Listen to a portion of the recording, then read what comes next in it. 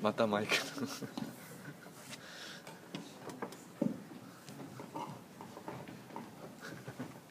券の荒木です。雲物理の話をします。タイトルにある雲生成チャンバーというのがこの写真のこの装置のことです。まずやろうとしていることなんですけれども、気象研究所で、持っているこの雲生成チャンバーという、施設があるんですが、この施設では、チャンバーの中の気圧と気温を、同期して制御することによって断熱膨張過程というものを再現することができます。それによって対流圏内の全ての雲を再現できるというふうに言われていまして、その中でエアロゾルをいろんなものを入れてあげて、それが活性化して雲になるというような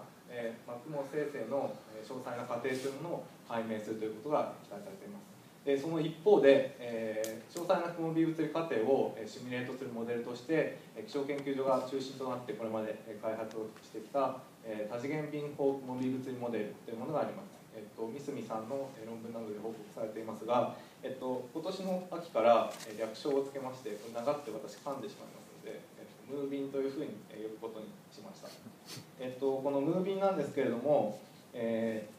かなり詳細な雲微物理過程を再現することができるというようなモデルです。で今回は、雲生成チャンバーの室内実験結果を使ってそのムービンの過程を検証改良していこうというようなものです。でエアロゾルから活性化して雲になって降水に至るまでの過程っていうのはすごくいっぱいあって複雑なプロセスがあるんですけれども、今回着目するのは凝結成長のところの拡散成長過程というところに着目をします。でこの成長過程については水分子の拡散によって、周囲の水蒸気輪から水滴の表面に水分子が移動して水滴の質量が増加するというような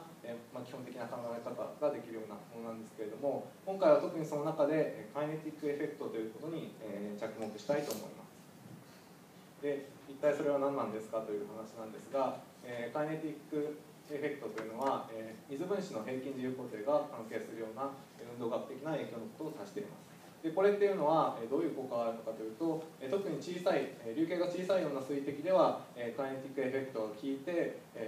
雲流の成長を妨げるというような効果があります。それによって凝結高度に達した直後で特に流径分布の幅が広くなるというような効果があるということが知られています。でこいつの効果を表現するためには熱と水蒸気の分子輸送特性というものをちゃんと表現してやらないといけないんですけれども、これまで提唱されてきた中ではある2つのパラメータを使ってパラメータリゼーションしてやるということで一応考えることができるというふうに言われています。でそのパラメータのうち1つが適応係数 α というふうに言われているもので、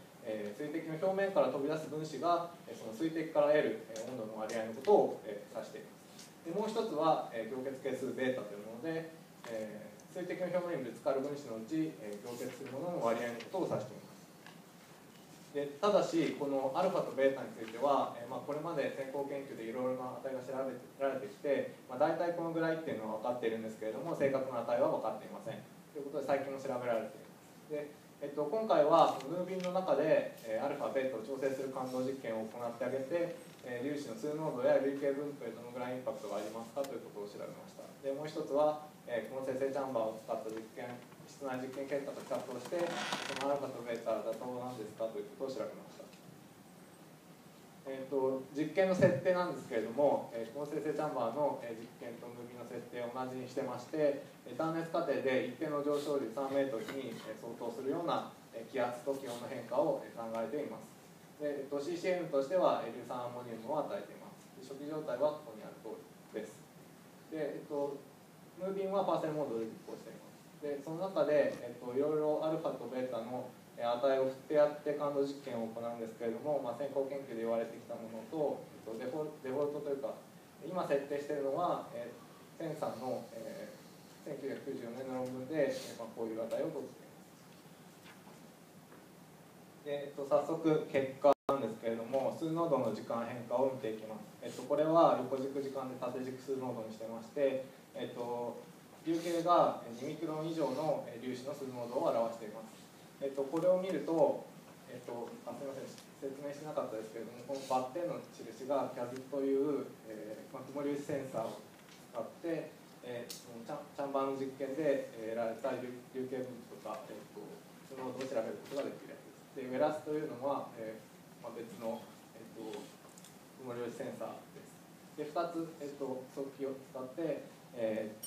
ャンバーの実験の結果を見ているんですけれども、いずれの実験も、チャンバーの実験で得られた数ノードの、中に入っていて、それなりに、観測誤差で見られるような、誤差の中には入っている。で普通、数ノードはこれログスケールで表すんですけど、今回は差が見やすいようにリニアで表す。あと活性化するタイミングとしても、ほとんど、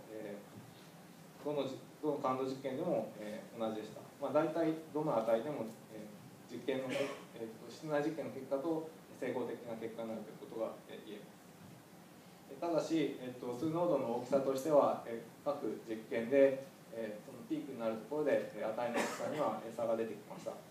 これは一体何でなのということなんですが、アルファを大きくするような実験ではまず、何が起こるかというと、周囲の空気による検熱輸送が大きくなります。それによって水滴状にたまる凝結鮮熱が小さくなって、水滴そのものの温度が低下する。でそれによって水滴表面に対する恒常気圧が小さくなるので、結果的に、下方ワードがマックスになる前に水滴が成長してしまう。それによって水蒸気が周りからなくなってしまうので、最大下方ワードが低下してスノードも低下するというようなプロセスが起こっているというふうに考えられます。でベータが大きいものについても、同様に、いっぱい凝結しますので、それによって同じことが起こるというふうに考えられます。で、流形分布どういうふうに変わるかということなんですが、左側が凝結してすぐ後の、実験開始から180秒のものを出しています。で右側がしばらく経った後です。三角がウェラスで丸がキャズで、実線がムービンで、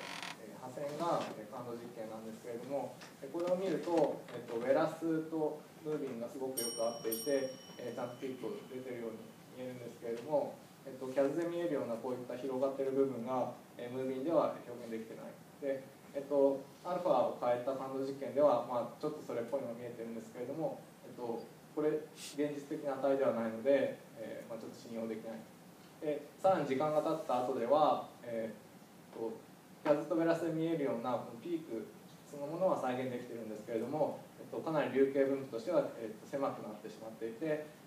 広がっている部分がちゃんと表現できていないということが分かります。これまとめますと、結局は今の設定のままでもアルファとベータの値は大丈夫そうということが確認できたという話なんですけれども、モデルの今後の課題としてはやっぱりそういった、流形分布の広がりっていうのがちゃんと表現できてないというようなところがまだ問題としてあります。で今回調べた結果から、拡散成長過程におけるアルファベータの、不確実性以外の要因によるものというふうにこれは考えられますので、今後調べていきたいと思います。以上です。どうもありがとうございました。では質問コメントをよろしくお願いします。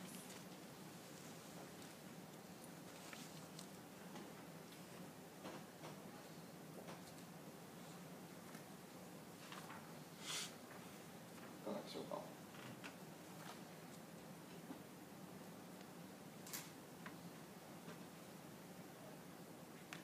時間も押してますのでありがとうございました。それでは、防水システム1の発表以上で